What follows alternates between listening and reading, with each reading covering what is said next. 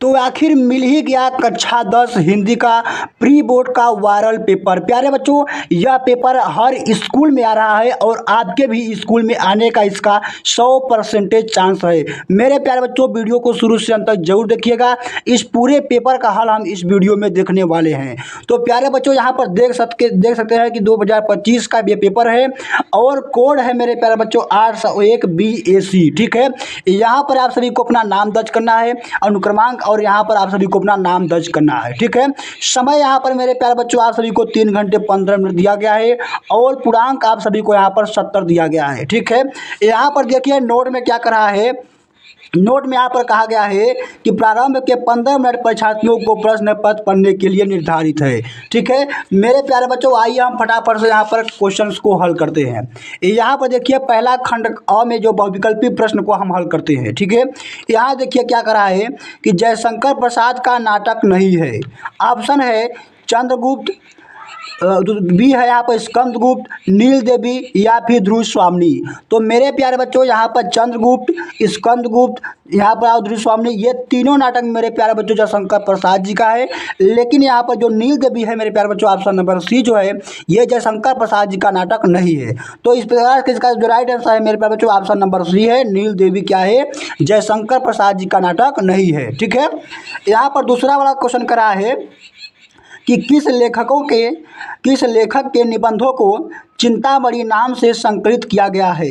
तो मेरे प्यारे बच्चों, आप सभी में जो पहला चैप्टर है जिसका नाम है मित्रता, और जिसके लेखक है मेरे प्यारे बच्चों आचार्य रामचंद्र शुक्ल जी, उन्हीं को क्या है मेरे प्यारे बच्चों, उन्हीं के निबंध को चिंतामणि नाम से कहा गया है। ठीक है, तो इसका जो राइट आंसर है मेरे प्यारे बच्चों क्या है, ऑप्शन नंबर डी, आचार्य रामचंद्र शुक्ल जी है। ठीक है, अब यहाँ पर कह रहा है, तीसरा वाला है कि प्रेमचंद्र का उपन्यास नहीं है। तो मेरे प्यारे बच्चों ऑप्शन यहाँ पर सेवा सदन, बी है चित्रलेखा, सी है रंगभूमि, डी है गबन। मेरे प्यारे बच्चों, सेवा सदन, रंगभूमि, गबन, ये तीनों उपन्यास जो है मेरे प्यारे बच्चों किसका है, मुंशी प्रेमचंद्र जी का है। ठीक है, लेकिन यहाँ पर जो ऑप्शन नंबर बी है जो चित्रलेखा है मेरे प्यारे बच्चों, ये उपन्यास मुंशी प्रेमचंद्र जी का नहीं है। तो इस प्रकार से जो इसका राइट आंसर हो जाएगा ऑप्शन नंबर बी है। ठीक है, अब यहाँ पर चौथा वाला क्वेश्चन करा है यहाँ पर कि कारवां एकांकी के लेखक कौन है। तो मेरे प्यारे बच्चों, एकांकी के सम्राट कहे जाने वाले राम कुमार वर्मा का एकांकी है। ठीक है, मेरे प्यारे बच्चों, यदि आपसे पूछा जाए कि एकांकी के सम्राट किसे कहे जाते हैं, तो किसको मेरे बच्चों, राम कुमार वर्मा को एकांकी का सम्राट कहा जाता है। यदि एकांकी से कोई भी क्वेश्चन आए और उसमें ऑप्शन में राम कुमार वर्मा जी हैं, तो 100% मेरे प्यारे बच्चों यही ऑप्शन राइट होता है। तो कारवां एकांकी के लेखक कौन है, तो राम कुमार वर्मा जी है, option number B is the right answer. ठीक है, यहाँ पर पांचवा क्वेश्चन है कि तूफानों के बीच रिपोर्टाज के लेखक कौन है। तो मेरे प्यारे बच्चों, तूफानों के बीच रिपोर्टाज के जो लेखक है वो फणीश्वर नाथ रेणु जी हैं। कौन है, फणीश्वर नाथ रेणु जी हैं। अगला क्वेश्चन यहाँ पर छठवां वाला करा है कि रसराज के रचयिता कौन है। ऑप्शन है यहाँ पर मोतीराम, बी है केशवदास, सी है बिहारी लाल, डी है घनानंद। तो मेरे प्यारे बच्चों, रसराज के रचयिता जो है वो मोतीराम जी है, option number A is the right answer. ठीक है, अब यहाँ पर सातवां वाला क्वेश्चन कह रहा है कि निम्न में से कौन सा कवि रीति मुक्त काव्य धारा का नहीं है। ऑप्शन है यहाँ पर घनानंद, आलम, बोधा, केशवदास। तो मेरे प्यारे बच्चों, यहाँ जो बोधा जी है, ऑप्शन नंबर सी है, ये रीति मुक्त काव्य धारा के कवि नहीं है। तो इसका जो राइट आंसर है मेरे प्यारे बच्चों, option number C is the right answer. अगला क्वेश्चन आठवां वाला है कि प्रगतिवादी काव्यधारा युग के कवि नहीं है। मेरे प्यारे बच्चों, ऑप्शन है केदारनाथ अग्रवाल, बी है नागार्जुन, सी है जयशंकर प्रसाद, डी है शिवमंगल सिंह सुमन। मेरे प्यारे बच्चों, आप सभी को पता है कि जयशंकर प्रसाद जी जो हैं वो एक छायावादी युग के कवि हैं। तो मेरे प्यारे बच्चों, प्रगतिवादी काव्यधारा युग के कवि कौन नहीं है, जयशंकर प्रसाद जी है जो है मेरे प्यारे बच्चों प्रगतिवादी युग के कवि नहीं है। ये किस युग के कवि हैं, तो ये छायावादी युग के कवि हैं। तो इसका जो राइट आंसर है मेरे बच्चों, option number C is the right answer.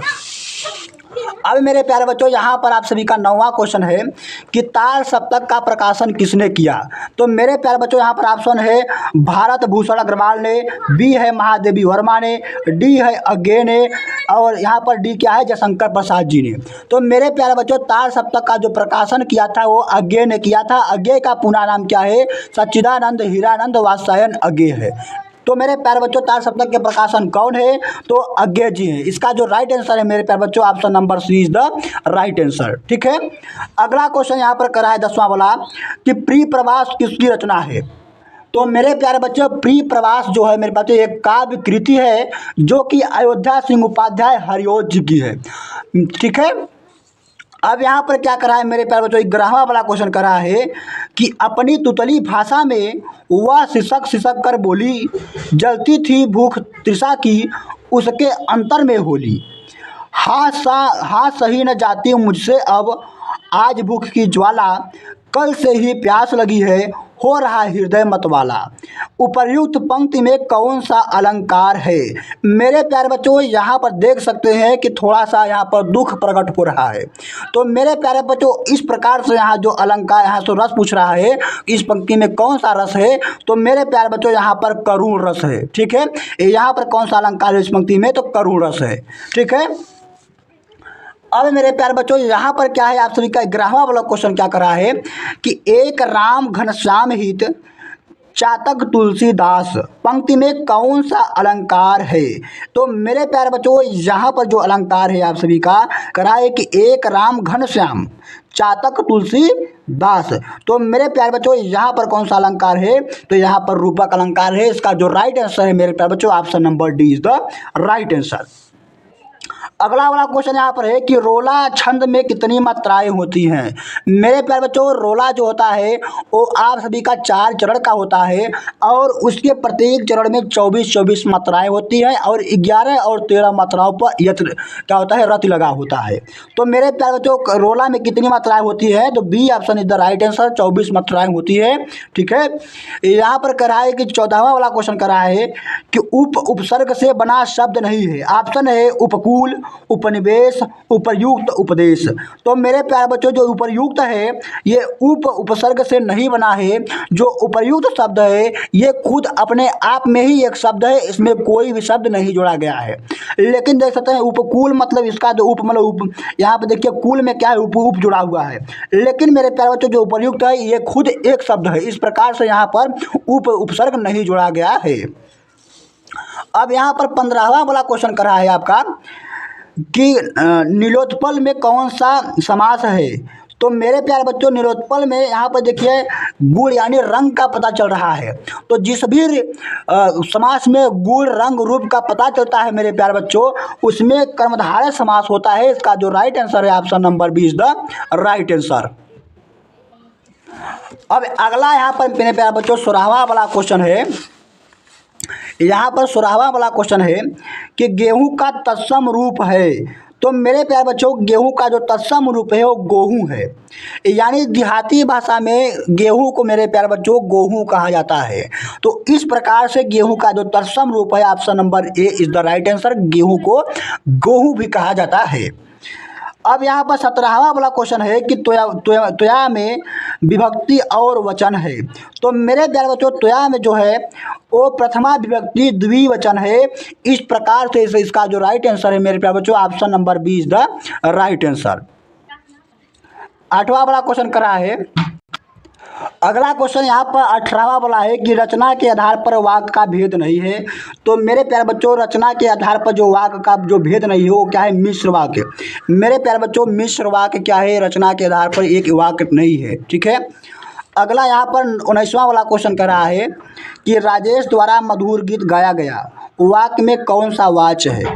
तो मेरे प्यारे बच्चों यहाँ पर राजेश द्वारा क्या है गीत गाया गया है, तो यहाँ पर कर्मवाच्य है। ठीक है, अब यहाँ पर करा है 20 वाला क्वेश्चन करा है कि इनमें से अविकारी का चयन कीजिए। ऑप्शन है यहाँ पर संज्ञा, क्रिया विशेषण, सर्वनाम और यहाँ पर डी वाला क्या है क्रिया है। ठीक है, तो इसका जो राइट आंसर है मेरे प्यारे बच्चों का है सर्वनाम।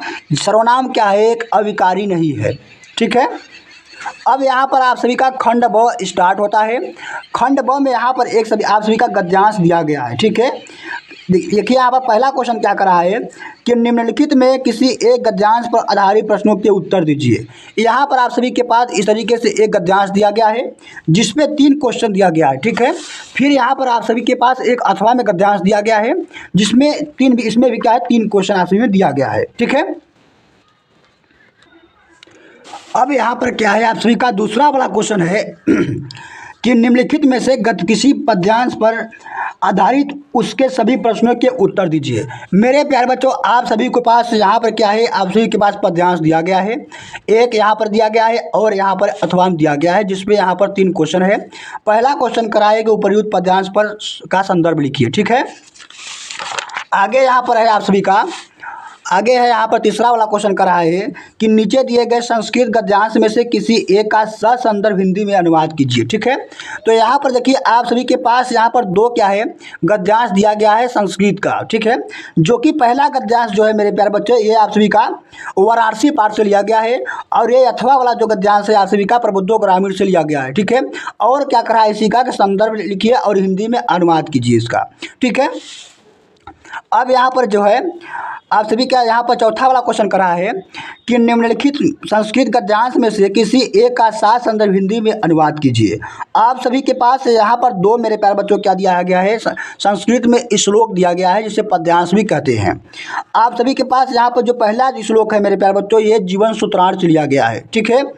अब यहाँ पर क्या कर रहा है कि 5वां का क्वेश्चन करा है कि अपने पठित खंडकाव्य के आधार पर निम्नलिखित प्रश्नों की में से किसी एक प्रश्न का उत्तर दीजिए। मेरे प्यारे बच्चों, आप सभी के इलाके में जो भी खंडकाव्य चलता हो उसका क्या करना है आप सभी को यहाँ पर उत्तर देना है, ठीक है। जैसे मेरे प्यारे बच्चों मिर्ज़ापुर जिला में जो है आप सभी का ज्योति जवाहर खंड चलता है, इसी प्रकार से अलग अलग डिस्ट्रिक्ट में मेरे प्यारे बच्चों अलग अलग खंडकाव्य चलते हैं। तो आप सभी को पता कर लेना है कि कौन कौन से खंडकाव्य किस जिले में चलते हैं, ठीक है। अब यहाँ पर 6वां वाला क्वेश्चन है कि क वाला क्वेश्चन कर रहा है इसमें कि निम्नलिखित लेखकों में से किसी एक लेखक का जीवन परिचय देते हुए उनकी प्रमुख रचनाओं का उल्लेख कीजिए। यहाँ पर आप सभी के पास 4 लेखक दिए गए हैं। आचार्य रामचंद्र शुक्ल जी हैं, राजेंद्र प्रसाद जी हैं, पदुलाम फूलालाल बख्शी जी हैं, रामधारी सिंह दिनकर जी हैं।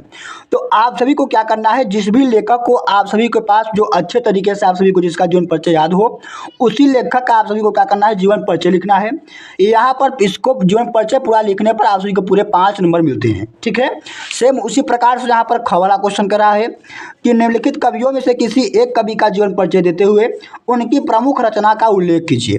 आप सभी के पास यहाँ पर 4 कवि दिए गए हैं, सूरदास जी हैं, रसखान जी हैं, मैथिली शैलगुप्त जी हैं और अशोक वाजपेयी हैं, ठीक है। तो चारों कवियों में से किसी एक कवि का आप सभी के पास जीवन परिचय को लिखना है। अब आगे यहाँ पर क्वेश्चन है मेरे प्यारे बच्चों, अगला यहाँ पर क्या करा है कि 7वां वाला क्वेश्चन है कि अपने पाठ्य पुस्तक के संस्कृत खंड की कथा की पाठ्यवस्तु से कोई कंठस्थ एक श्लोक लिखिए। यानी आपके जो बुक में ही हो वही आप सभी को क्या करना है श्लोक लिखना है जो इस प्रश्न पत्र में न आया हो। यानी इस पेपर में जो श्लोक न आया हो उसी को लिखना है, जिससे मेरे प्यारे बच्चों आप सभी को यहाँ पर 2 नंबर मिलेगा, ठीक है। अब यहाँ पर 8वां वाला क्वेश्चन करा है कि आपके मित्र ने 10वीं कक्षा की परीक्षा में जिले में प्रथम स्थान प्राप्त किया है, उसके बधाई के लिए एक पत्र लिखिए। या फिर यहाँ पर 8वां करा है कि डेंगू और मलेरिया के बढ़ते हुए प्रकोप को देखते हुए जिले के चिकित्सालयों में से अपर्याप्त चिकित्सा सुविधाओं की ओर ध्यान आकर्षित करते हुए जिला चिकित्सक अधिकारी को एक पत्र लिखिए। जिसमें प्यारे बच्चों आप सभी को पत्र लिखने पर पूरे 4 नंबर मिलते हैं। अब यहाँ पर 9वां क्वेश्चन क्या कर रहा है कि निम्नलिखित में से किन्हीं 2 प्रश्नों के संस्कृत में उत्तर दीजिए।